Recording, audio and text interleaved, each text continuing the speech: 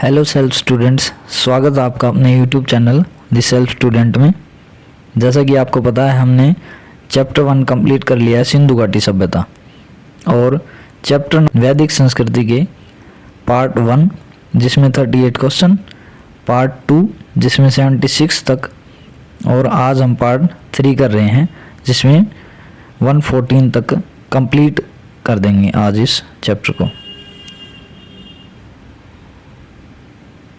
तो चलिए स्टार्ट करते हैं क्वेश्चन नंबर 77 से। प्राचीनतम व्याकरण अष्टाध्यायी की रचनाकार कौन है? Question number 77, answer is D, Panini. Question number 78, निम्न में से कौन सी स्मृति प्राचीनतम है, मतलब सबसे पुरानी स्मृति कौन सी है? That is option number A, Manusmriti. Question number 79, आदि काव्य की संज्ञा किसे दी जाती है? ये सबको पता है, option A is correct, Ramayana. प्राचीनतम पुराण कौन सा है? सबसे प्राचीनतम पुराण कौन सा है? मत्स्य पुराण। और ये बताइए पुराण है कितने टोटल? कल ही हमने पढ़ा था, 18 पुराण है, ठीक है। क्वेश्चन नंबर 81, ऋग्वेद में सबसे पवित्र नदी किसे माना गया है?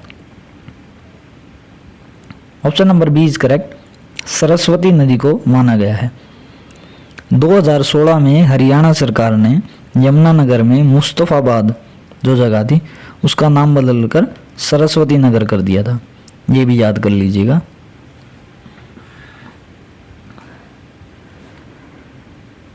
क्वेश्चन नंबर 82, वैदिक समाज की आधारभूत इकाई थी?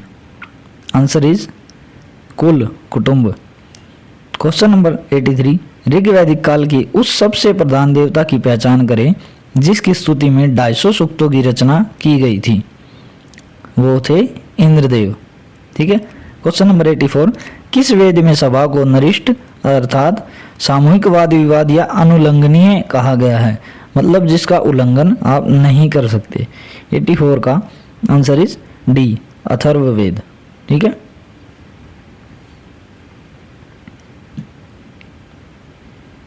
क्वेश्चन नंबर 85, किस रचना में नारी को सुरा और पासा के साथ 3 प्रमुख बुराइयों में शामिल किया गया है? 85 का आंसर ए, मैत्रायणी संहिता। क्या आएगा इसका आंसर? मैत्रायणी संहिता। क्वेश्चन नंबर 86, उत्तर वैदिक काल में किस देवता को सर्वोच्च स्थान प्राप्त था? वो था प्रजापति जी को, ठीक है। क्वेश्चन नंबर 87 पे आते हैं। इसमें यज्ञ दिए गए हैं और इनका मिलान करना है हमें। राजसूय यज्ञ, अश्वमेघ यज्ञ, वाजपेयी यज्ञ और अग्निष्टोम यज्ञ। 87 का आंसर है ए इज करेक्ट, 1 2 3 4, ठीक है। इसमें हमें मिलान करना है, ये मिल रहे हैं। राजसूय यज्ञ का राजा के सिंहासनारोहण से संबंधित यज्ञ। अश्वमेघ यज्ञ में क्या होता था? राजनीतिक शक्ति बढ़ाने हेतु किया जाने वाला यज्ञ। वाजपेयी यज्ञ शौर्य प्रदर्शन के लिए और प्रजा के मनोरंजन के लिए किया जाने वाला यज्ञ। और डी का है अग्निष्टोम यज्ञ, दैट इज देवताओं को प्रसन्न करने हेतु अग्नि को पशु बलि दिया जाने वाला एवं सोमरस का पान किया जाने वाला यज्ञ, ठीक है। क्वेश्चन नंबर 88 पे आते हैं। ये अपना सूचियां दी गई हैं। एक सूची में ऋग्वेद में उल्लिखित नाम है और सूची 2 में है आधुनिक नाम जो आज के नदियों के नाम दिए गए हैं। 88 का इसका आंसर है option A is correct, that is 1 2 3 4। Same इसमें ऐसे ही प्रश्नी नदी को आज के टाइम बोलते हैं रावी नदी, शतोद्री को सतलुज, अस्किनी को चिनाब और विपाशा को ब्यास नदी। ये याद कर लीजिएगा फ्रेंड्स।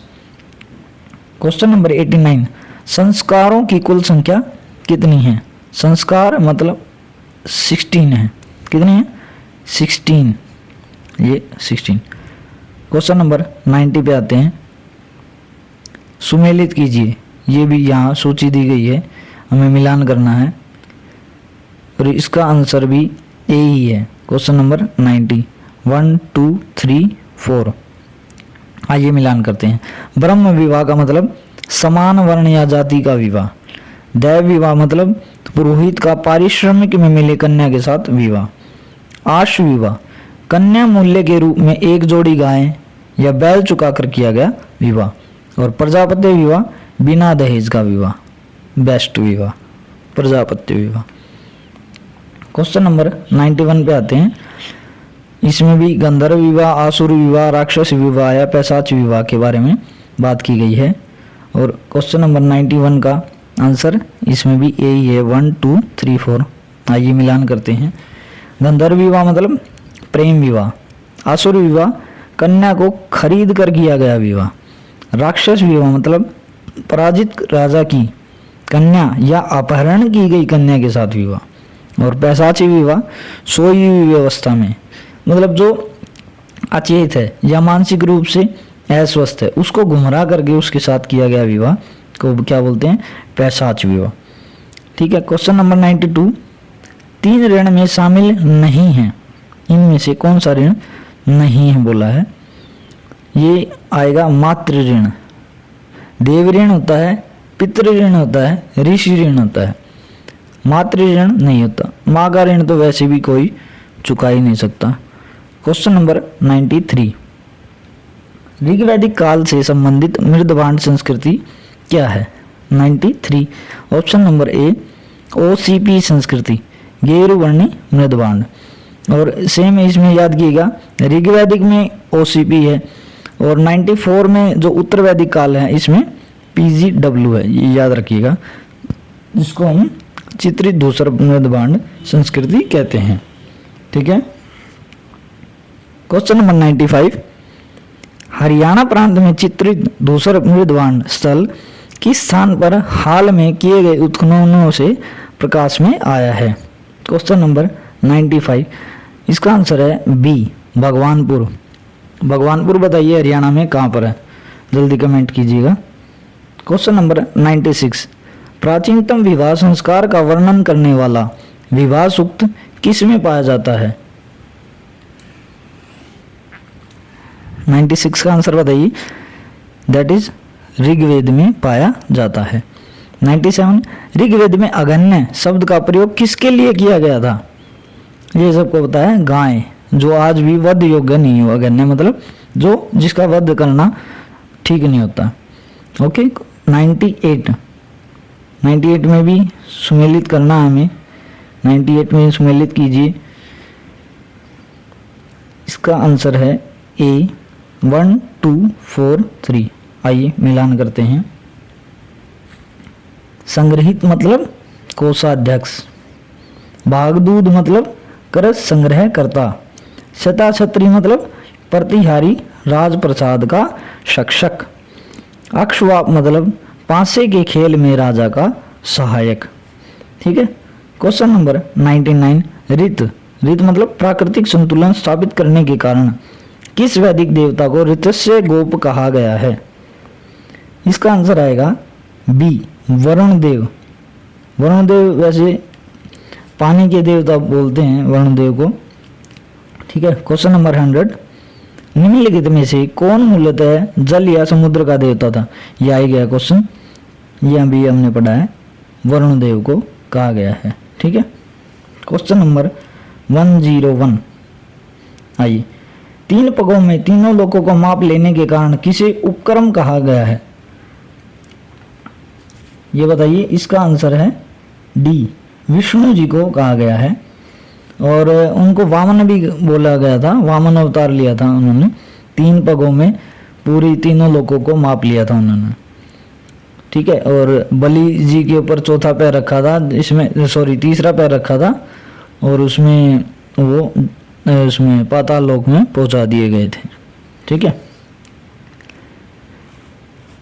असुरों के राजा थे महाराजा बलि। ठीक है। क्वेश्चन नंबर 102 इसमें आते हैं। इसमें सुमेलित कीजिएगा पूषण, रुद्र, तोष, आदिति। इसका आंसर है ऑप्शन नंबर ए, 1 2 3 4। मिलाते हैं इसको। पूषण मतलब विवाह का देवता, रुद्र पशुओं का देवता, तोष जगत के पिता और अदिति देवों की महान माता। ठीक है। मनुस्मृति मुख्यतः संबंधित है, मनुस्मृति किससे संबंधित है? समाज व्यवस्था से संबंधित है। ठीक है, किससे संबंधित है? समाज व्यवस्था से। आइए क्वेश्चन नंबर 104, गायत्री मंत्र की रचना किसने की थी? ये की थी विश्वामित्र जी ने। ठीक है, क्वेश्चन नंबर 105, अवेस्ता और ऋग्वेद में समानता है। ठीक है, अवेस्ता किस क्षेत्र से संबंधित है? यह ईरान से संबंधित है। उनका जो ग्रंथ है उसको हम जैन अवेस्ता भी बोलते हैं और उनके संस्थापक थे जरथ्रस्ट। ठीक है, 106, निम्नलिखित में से कौन सी एक ऋग्वैदिक आर्यों की लाक्षणिक विशेषता नहीं है? ये हमने सिंधु घाटी सभ्यता में भी पढ़ा था। लोहे के उपयोग से परिचित थे, मतलब ये नहीं है, वे नहीं थे, लोहे के उपयोग से परिचित नहीं थे। 107 पे आते हैं, ऋग्वेद में निम्नांकित किन नदियों का उल्लेख अफगानिस्तान के साथ आर्यों के संबंध का सूचक है? ये दो नदियां हैं, कुबा और क्रमू। ठीक है, क्वेश्चन नंबर 108, धर्म तथा रीत भारत की प्राचीन वैदिक संस्कृति के एक केंद्रीय विचार को चित्रित करते हैं। ठीक है, ये दो इन्होंने कथन दे रखा है, इन पे हमें विचार करना है कि धर्म का मतलब क्या है और रीत का मतलब क्या है। ठीक है, धर्म है कि व्यक्ति के दायित्वों एवं स्वयं तथा दूसरों के प्रति व्यक्तिगत कर्तव्यों की संकल्पना करना। ठीक है, धर्म तो यही है, एक दूसरे की सहायता करना, दोनों एक दूसरे के कर्तव्यों का पालन करना। ठीक है, ये ठीक है। रीत मूलभूत नैतिक विधान था जो सृष्टि और उसमें अंतर्निहित सारे तत्वों की क्रियाकलाप को संचालित करना था। तो इसका आंसर आएगा ऑप्शन नंबर सी, 1 और 2 दोनों, ये दोनों ही ठीक हैं। क्वेश्चन नंबर 109, आर्यों के आर्किटिक होम सिद्धांत का पक्ष किसने लिया था? ये लिया था बीजी तिलक, मतलब बाल गंगाधर तिलक। ठीक है, यहाँ दोबारा ये नदियों के नाम आ गए हैं, पहले वैदिक में इनके क्या नाम थे और आज के टाइम में इनके क्या नाम हैं। 110 का आंसर इज बी, 2, 3, 1, 4। आइए मिलाते हैं। कुबा काबुल कहते थे, परुष्णी को रावी नदी कहते थे, सदा नीरा गंडक, सदा नीरा मतलब जो सदा बहती है, और शतुद्री सतलुज। ठीक है, 110 हो गए हमारे।